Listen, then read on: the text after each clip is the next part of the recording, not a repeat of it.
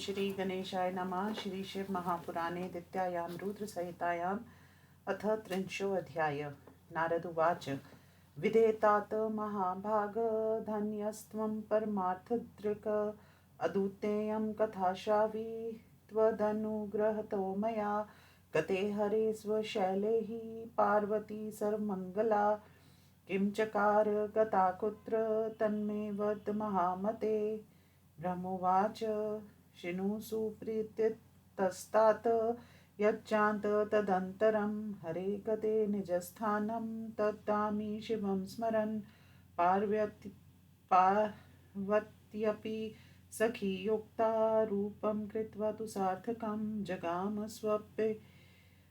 दुर्गेऽहं महादेवेति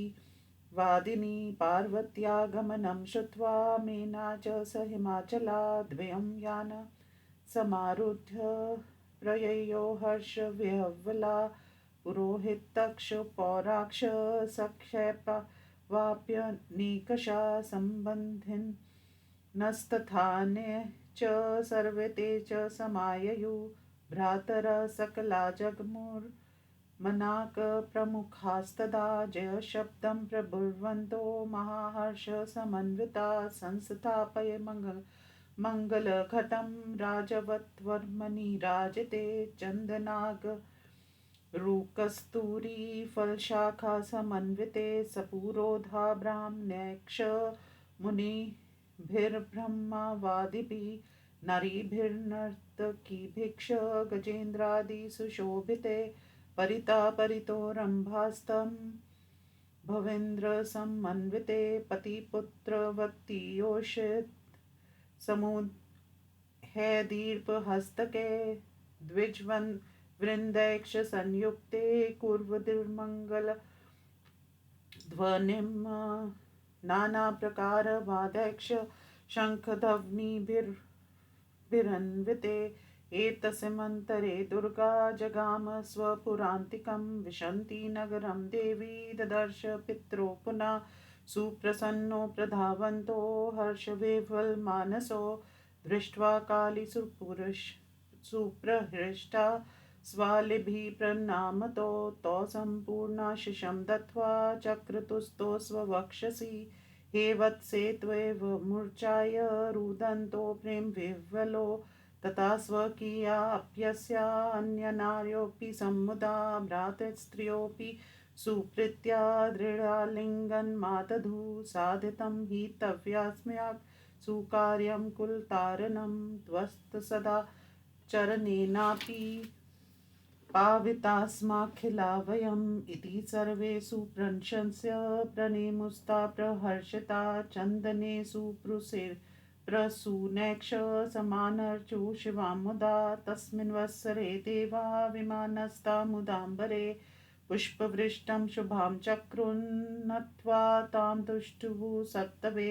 तदा त्वां च रथे स्थाप्य सर्वे शोभान्विते वरे पुरं प्रवेशयामासु सर्वे विप्रादयो मुदा अथ विप्रा पुरोधाक्ष सख्योन्यायक्ष स्त्रये शिवं गृहं प्रवेशयामासुर्बहुर्मानपुरःसरं स्त्रियो निर्मच्छन्नं चक्रुविप्र्या युजुराशिषा हिमवान् मेनका माता मुमोदाति मुनीश्वरा स्वाश्रम सफलं मेने कुपात्र पुत्रिकावरा हिमवानारदं त्वा च संसुतुवन् साधु साध्विति ब्राह्मणे भक्ष बन्दिभ्य पर्वतेन्द्रो धनं ददो मङ्गलं पाठयामास द्विजेभ्यो महोत्सवम् इवं स्वकन्यया हृष्टो पित्रो भ्रातरस्तथा जामयक्ष महाप्रीत्या समुषु प्राङ्गणे मुने तथा स हिमवास्ताता सुप्रहष्ट प्रसन्नधि सम्मान्य सकलान् प्रीत्या स्नातुं गंगा जगामः एतस्मिन्नन्तरे शम्भुः सुलीलो भक्तवत्सला सुनर्तकन्नटो भूत्वा मेनका सन्निधिं ययो शृङ्गवामे करे धृत्वा दक्षिणे डमरुं तथा पृष्ठे कन्था रक्तवासा नृत्यगानविशारदा तथा सुनटरूपोऽसौ मेनकाप्राङ्गणे मुदा चक्रे सुनृत्यं विविधं गानं चातिमनोहरं शृङ्ग च डमरुं तत्र वादयामासु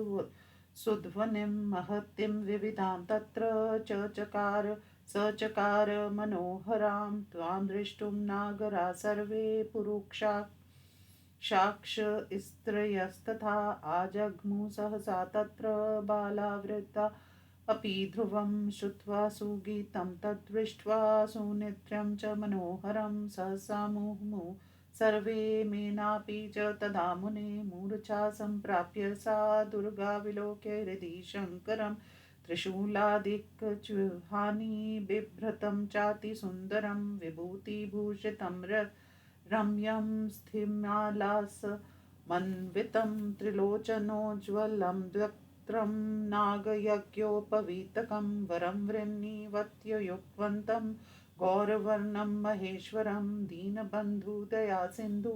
सर्वथा सुमनोहरं हृदयस्थं हरं दृष्ट्वेदृशं सा प्रन्नामतम्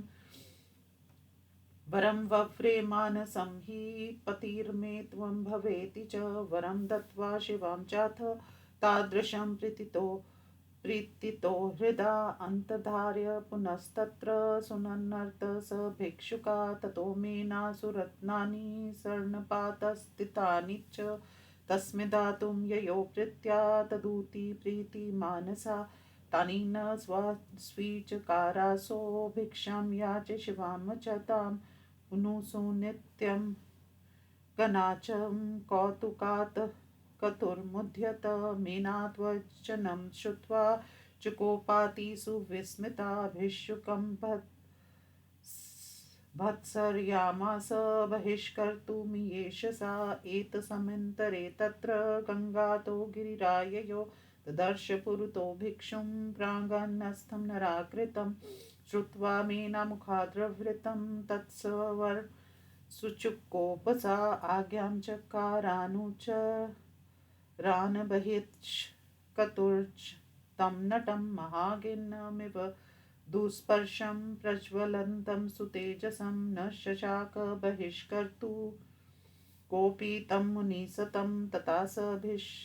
भिक्षुकस्तात नानालीलाविशारदा दर्शयामास शैलाय स्वप्रभावमनन्तकं शैलो ददर्श तं तत्र विष्णुरूपधरं धृतं किरीटिनं कुण्डलिनं पीतवस्त्रं चतुर्भुजं यद्यत् पुष्पादिकं दत्तं पूजाकाले गदाभृते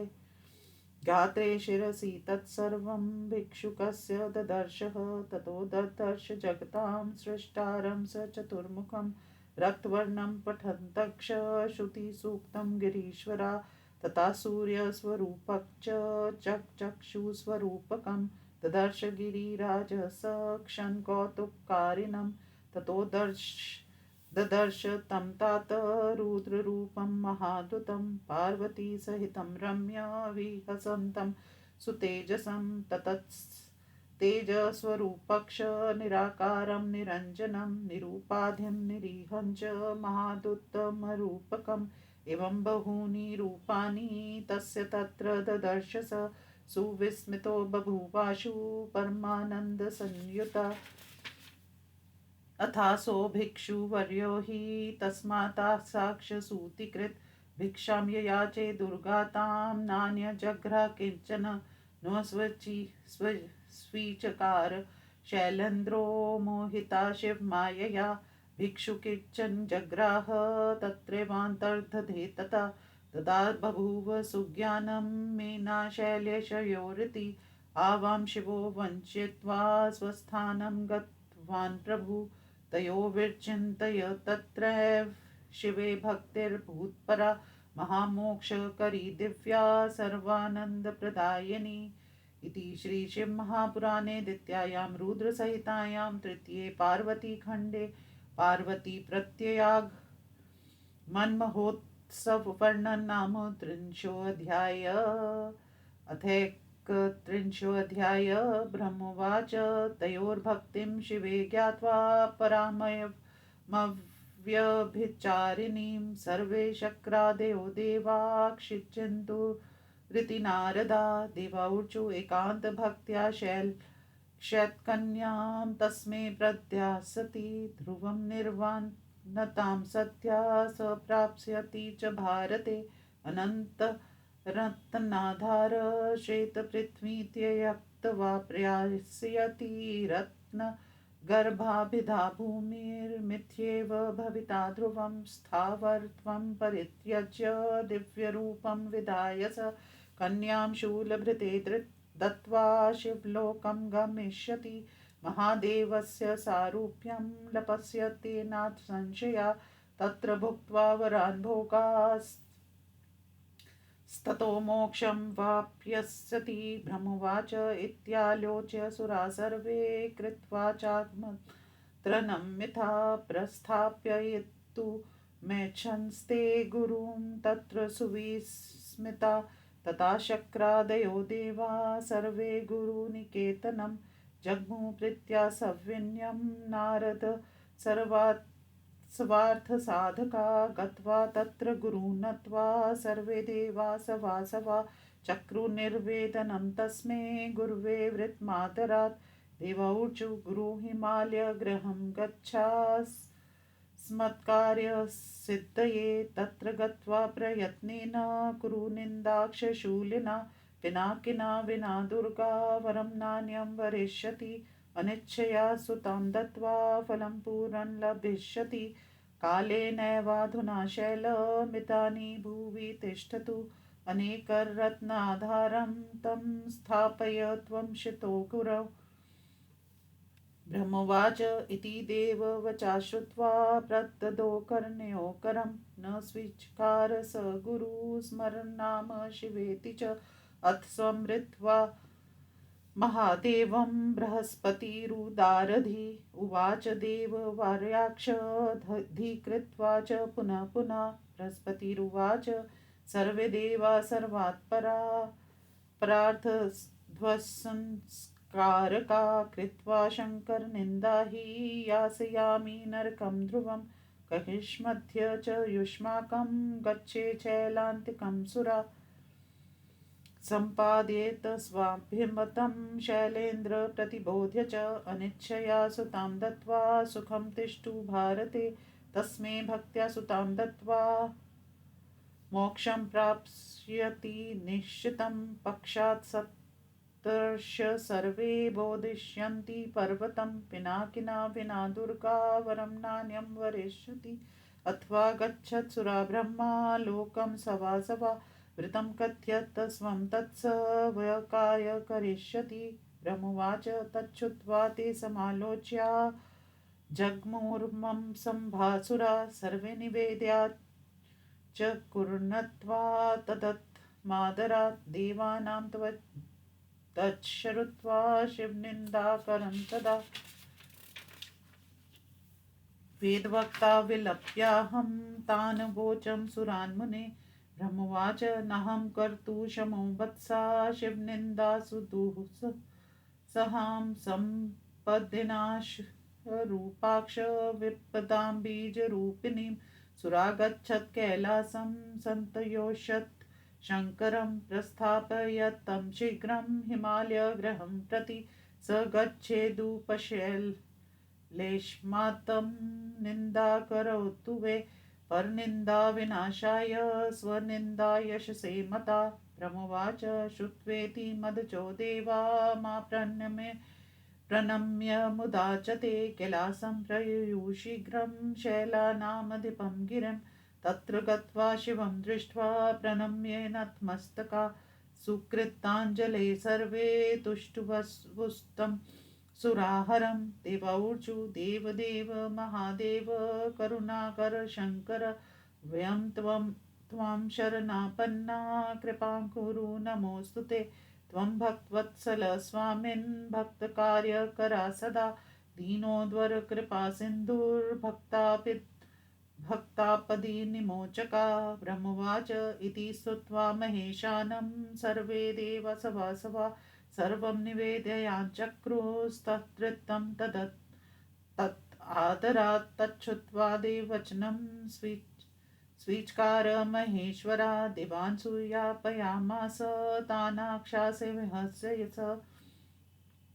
देवा मुमुदिरेष सर्वे शीघ्रं गत्वा स्वमन्दिरं सिदं मत्वा स्वकार्यं हि प्रशंसन्तं सदाशिवं तथा स भगवान् शम्भुर्महेशो भक्तवत्सला प्रययो शैलभुपञ्च मायेशो निर्विकारवान् यदा शैलसभामध्ये समुवासमुदान्विता बन्धुर्वर्गे परिवृत्त पार्वती सहित स्वयम् एतस्मिन्नन्तरे तत्र वाजागाम सदाशिवा दण्डिछत्री दिव्यवासा बिभ्रत्य तिलकमुज्ज्वलं करे स्फटिकमालाक्ष शालग्रामगले ददत् जपनाम हरे भक्त्या साधु वेषधरो द्विजा त्वं च दृष्ट्वा स्मुतस्थो सघ्नोऽपि हिमालया ननाम दण्डवद्दुमो भक्त्या तिथिं पूर्वकम् नाम पार्वती भक्त्या प्राणेशं विप्रूरिणं ज्ञात्वां तं मनसा देवी तुष्टाव परया मुदा अशीशं युयुजे विप्रा सर्वेषां प्रतित शिवा शिवायाधिकं तात मनोभिलषितं हृदा मधुपकार्दिकं सर्वं जग्राब्राह्मणो मुदा ततं शैलधिराजेन हिमागेन दरात् प्रपच्छ कुशलं चास्य हिमाद्रिपर्वतोत्तम त्वं द्विजेन्दरं महाप्रीत्या सम्पूज्य विधिवन्मुने पुनः प्रपच्छ शैलशस्तं तथा को भवानिति उवाच शीघ्रं विप्रेन्दो गरीन्द्र सादरं वचा विप्रेन्द्र उवाच ब्राह्मणोऽहं गिरिश्रेष्ठ वैष्णवो बुध सतं घटी किं वृत्तमाक्षित्य ब्रह्मामि धरणीतले मनोयायी सर्वगामी सर्वज्ञो गुरोर्बलात् परोपकारी शुद्धात्मा दया सिन्धुर्विकारः मया ज्ञातं हरातं स्वसुतां दातुमिच्छसि इमापद्य समादिव्यां वररूपां सुलक्षणां निराक्षाया संगाय कुरूपाया गुणाय च शमशानवासिने व्यालाग्राही रूपाय योगिने दिग्वाससे कुगात्राय व्यालभूषणधारिणे अज्ञातकुलनामने च कुशीलाय विहारिणे विभूतिदिग्धदेहाय संक्रुद्राय विवेकिने अज्ञातव्ययसेतीव कुष्ठाधारिणे सदा सर्वाक्षाय ब्रह्मणे नागहाराय भिक्षवे कुर्मागनिर्तायाथ वेदाध्वतयागिने हठात् इयं ते बुद्धिरचलानि हि मङ्गलदा खलु विबोधज्ञानिनां श्रेष्ठ नारायणकुलोद्व न ते पात्रानुरूपक्ष पार्वतीदान कर्मणि महाजना समीर्मुखा श्रुतमात्रादविष्यति पश्य शैलाधिपत्वं च न तस्यैको सति बान्धवा महारत्नाकरसत्त्वं च तस्य किञ्चिद्वन्न हि बान्धवान् मेनकाकृत्रपते शीघ्रं सुन्तास्तथा सर्वान् पृच्छ प्रयत्नेन पण्डितान् पार्वतीं विना रोगिणो नौषधं चक्ष द्रोचते गिरिसत्तम कुपथ्यं रोचते भीक्षं महादोषकरं सदा ब्रह्मवाच इत्युक्त्वा ब्राह्मणं शीघ्रं स वै मुक्त्वा मुदान्विता जगां सबालयं शान्तो नानालीलाकर शिवा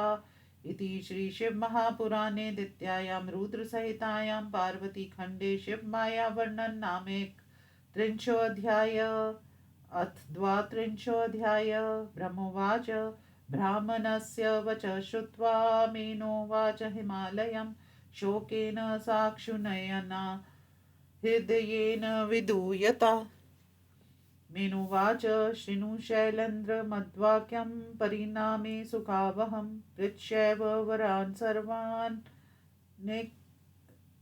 मुक्तं ब्राह्मणेमह निन्दानेन कृता शम्भोर्वैष्णवेन द्विजन्मना श्रुत्वा तामे मनोतीव निर्वनन् हि नगेश्वर तस्मै रुद्राय शैलेश न दास्यामि सुतामहं कुरूपशीलनामने हि सुलक्षणयुतां निजां न मन्यसे वक्ष्येने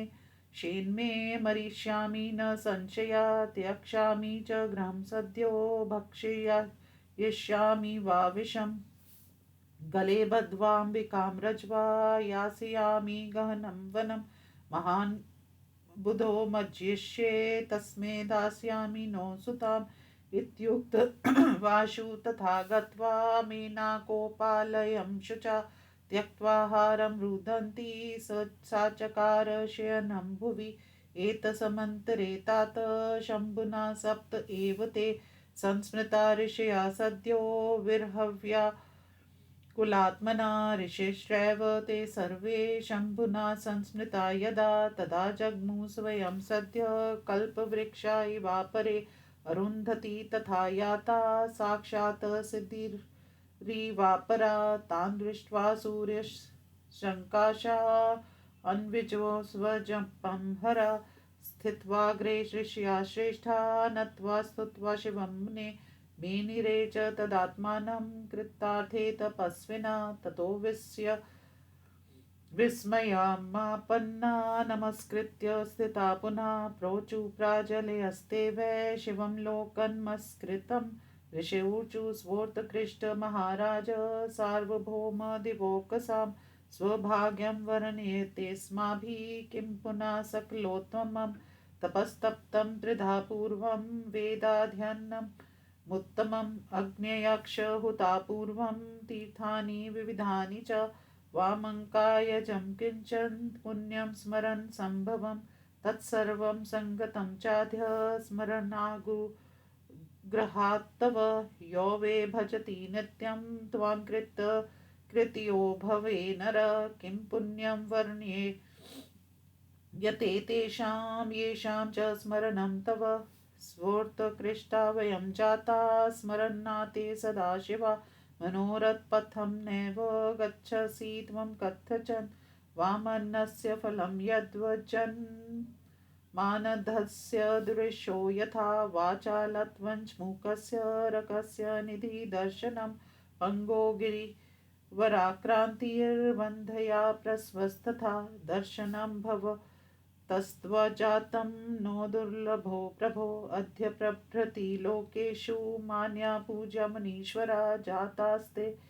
दर्शनादेव स्वमुचे पद्माक्षिता अत्र कि बहुनोक्तेन सर्वथा मान्यतां गता दर्शनात् तव देवेश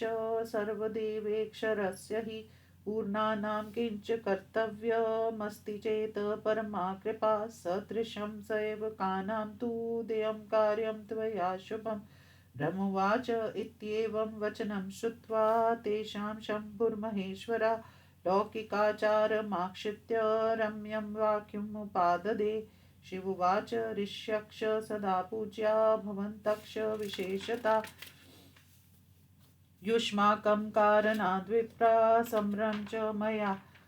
कृतं ममावस्था भवदीक्ष ज्ञायते हापुकारिका साधनीया विशेषेण लोकानां सिद्धिहेतवे देवानां दुःखमुत्पन्नं तारकात् सुदूरात्मना ब्राह्मणा च वरो दत्ता किं करोमि दुरासदा मूर्तयोष्टौ च या प्रोक्ता मतिया परमर्शया ता सर्वा उपकाराया नातु स्वार्थाय तत्सफूटम् तथा च कर्तुकामोऽहं विवाहं शिव्यया सह तया वै सुतपस्तप्तं दुष्करं परं ऋषिभिः तस्यै परं फलं देयं भीष्टं तदितवाहम् एतादृशपनो मे हि भक्तानन्दप्रदस्फुटं पार्वतीवचनादिक्षु रूपो यातो गिरे गृहम् अहं पावित्वान् कालीं यतो लीला विशारदा म्या गयात्वातो परं ब्रह्मदम्पतिपर्भक्तिता दातु कामावभूतां च स्वसुतां वेदरीतिता देवप्रेरणयाहं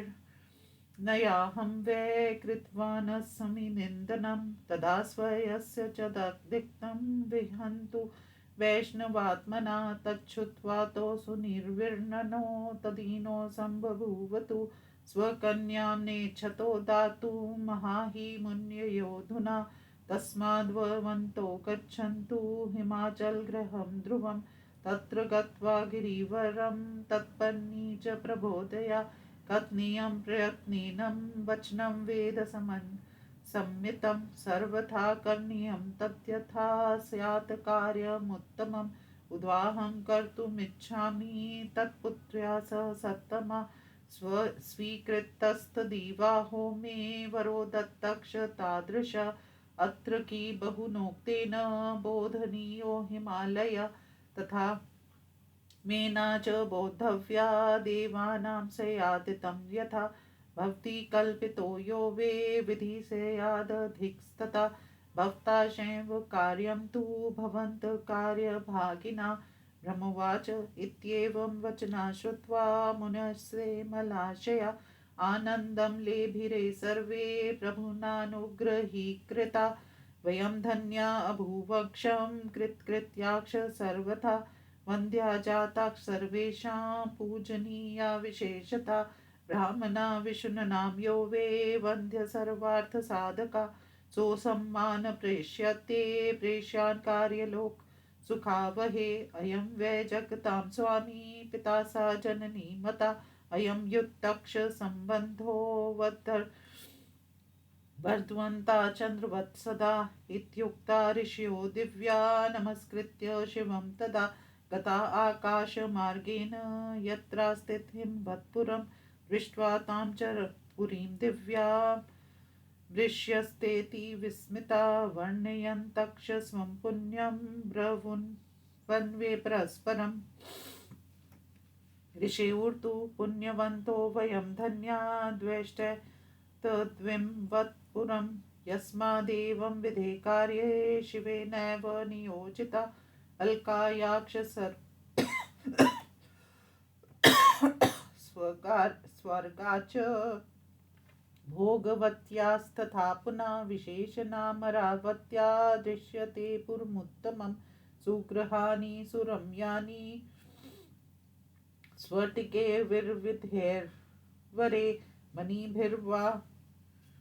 विचित्राणि रचितान्याङ्गनानि च सूर्यकान्ताक्षमन्यक्षन्द्रकान्तास्तथैव च गृहे गृहे विचित्राक्ष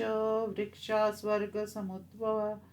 तोरणाना तथा लक्ष्मीर्दृश्यते च गृहे गृहे विविधानि विचित्राणि शुकन् सैर्विमानके वितानानि विचित्राणि चैलवत्तोरणे सह जलाशयान्यनेकानि दीर्घिका विविधा स्थिता उद्यानानि विचित्राणि प्रसन्ने पूजितान्यथा नराक्षदेवता सर्वे स्त्रीक्षाप्सरस्तथा कर्मभूमौ याज्ञिकाक्ष पौराणा स्वर्कामिया कुर्वन्ति ते वृथा सर्वे विहाय हिमवत्पुरम्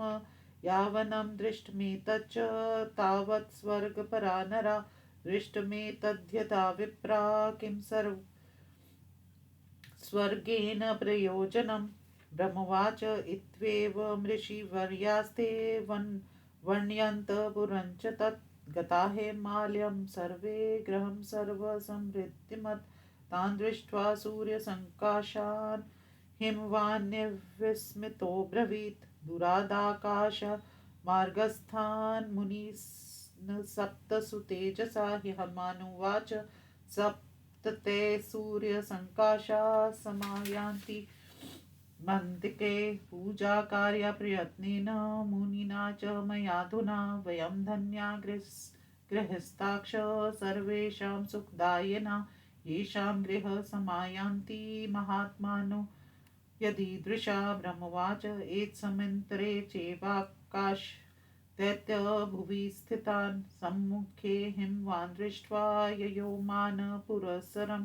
कृताञ्जलिर्नितस्कन्धः सप्तर्षिसुप्रणम्य स पूजां चकार तेषां वै बहुमानपुरःसरं हिता